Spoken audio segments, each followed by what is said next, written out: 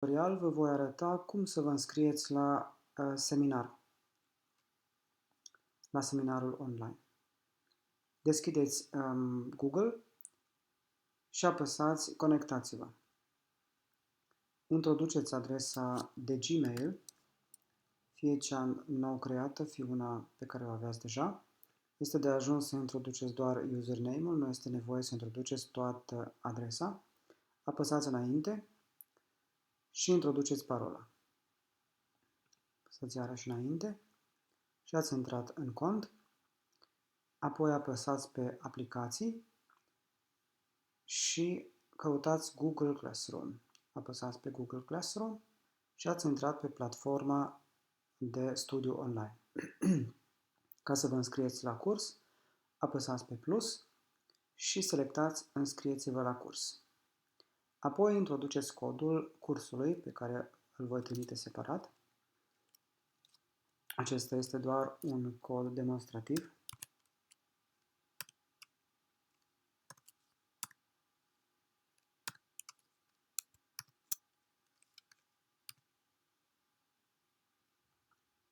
Și apăsați Înscrieți-vă la curs.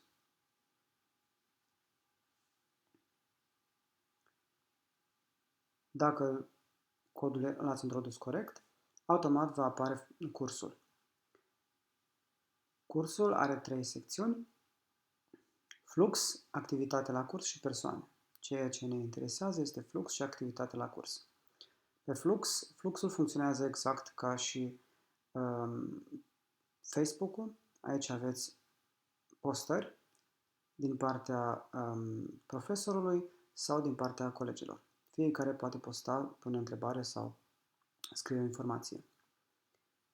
Aici aveți informații dacă este nevoie de predat ceva, lucrări sau așa. Ce ne interesează mai mult este activitatea la curs.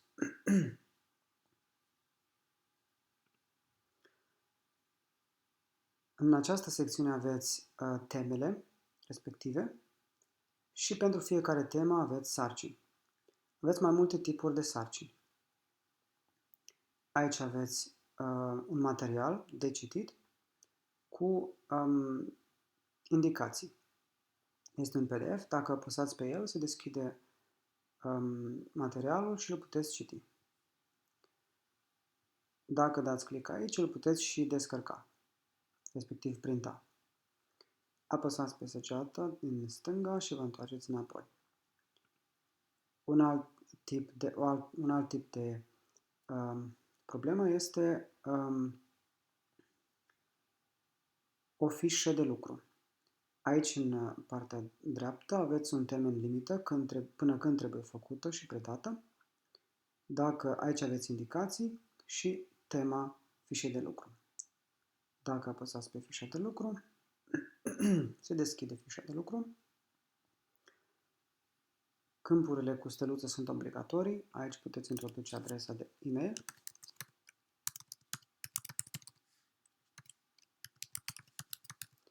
În cazul dat, adresa de e-mail este importantă pentru că veți primi răspunsul ulterior, prin mail. Și aici aveți întrebarea, sau respectiv sarcina. Aici puteți da răspunsul.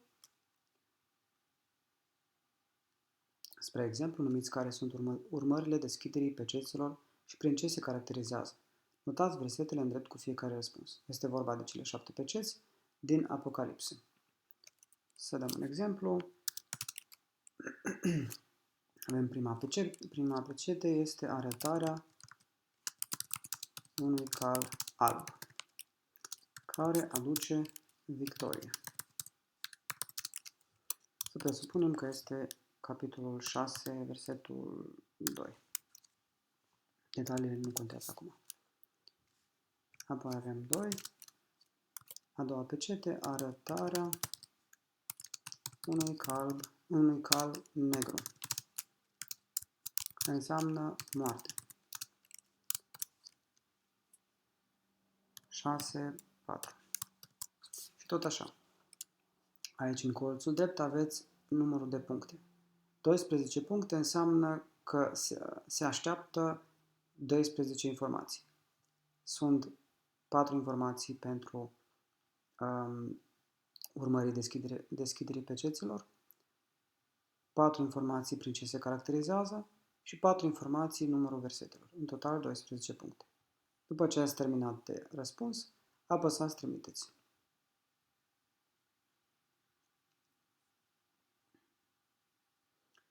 Așa. Asta se poate închide și dacă apăsați pe afișați tema, vedeți că tema a fost predată.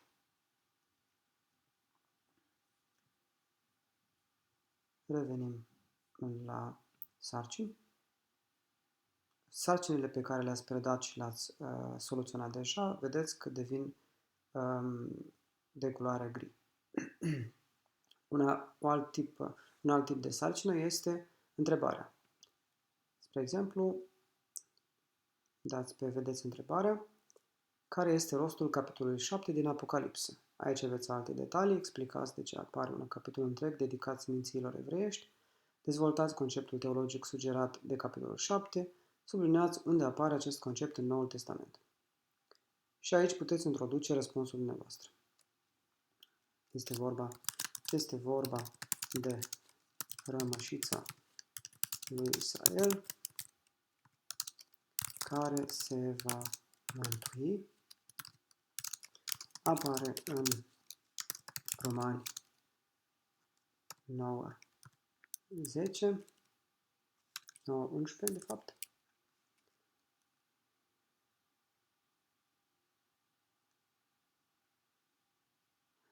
Și tot așa. La moment ne interesează doar de exemplu. După ce ați răspuns, apăsați predați. Trimiteți răspunsul. Astfel, sarcina este soluționată. Aici sus vedeți punctajul maximal. La unele întrebări puteți vedea și răspunsurile colegilor.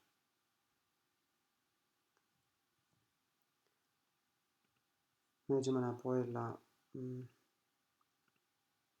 la sarcini. Vedeți și aceasta este rezolvată.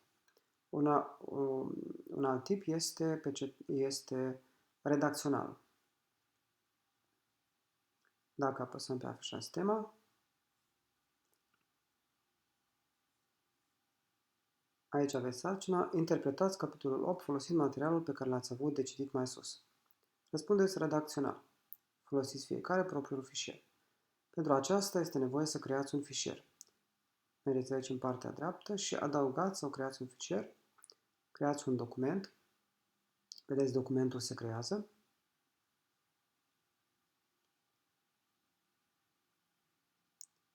După ce s-a terminat de creat documentul, dați click pe document și îl deschideți.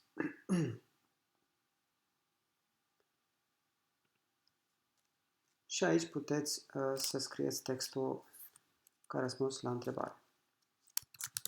Interpretarea capitolului 8 din Apocalipsă.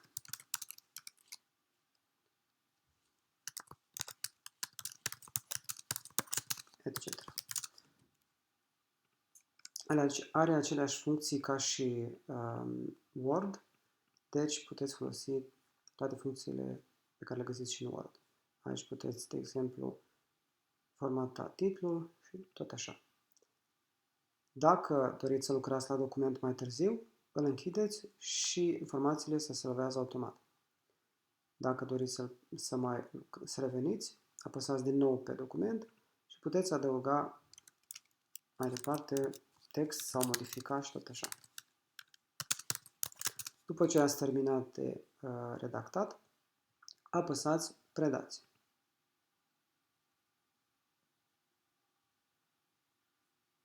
Predați. Vedeți, s-a schimbat aici, documentul a fost predat. Puteți anula predarea dacă doriți să mai lucrați la el sau lăsați așa. Totul se poate face până în termenul limită, adică 27 martie, spre exemplu. În cazul dat, După termenul limită nu se mai pot face modificări. Respectiv nu se mai poate preda. Închidem acestea. Și revenim la sarcini.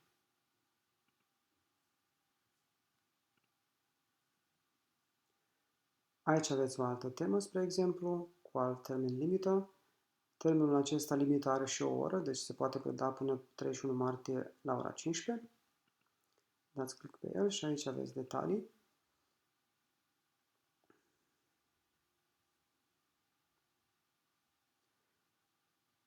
Este un alt tip de sarcină. Aici aveți atașat un fișier pregătit pentru fiecare. Fiecare primește o copie. Deschideți fișierul. Aici aveți sarcina descrisă și mai jos puteți să scrieți răspunsul dumneavoastră. La fel, după ce ați terminat, apăsați Predați. Predați. Fiecare va preda propria lui copie.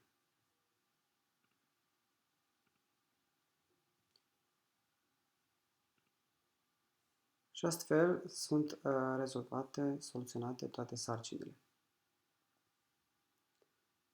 Aici veți primi și altfel de materiale, nu doar PDF, veți primi și video, audio, dependențe de fiecare temă. Astfel vom lucra în laborator, adică la seminarul de Noul Testament.